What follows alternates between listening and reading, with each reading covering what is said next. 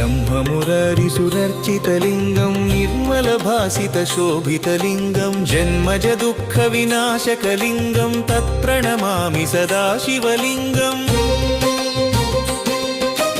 देवमुनिप्रवरार्चितलिङ्गं कामदहनकरुणाकरलिङ्गं रावणदर्पविनाशनलिङ्गं तत्प्रणमामि सदा शिवलिङ्गम्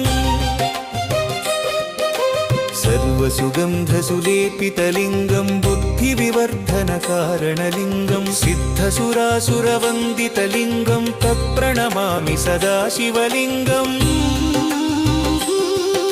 कनकमहामणिभूषितलिङ्गं फणिपतिवेष्टितशोभितलिङ्गं दक्षसुयज्ञविनाशनलिङ्गं तत्प्रणमामि सदा शिवलिङ्गम्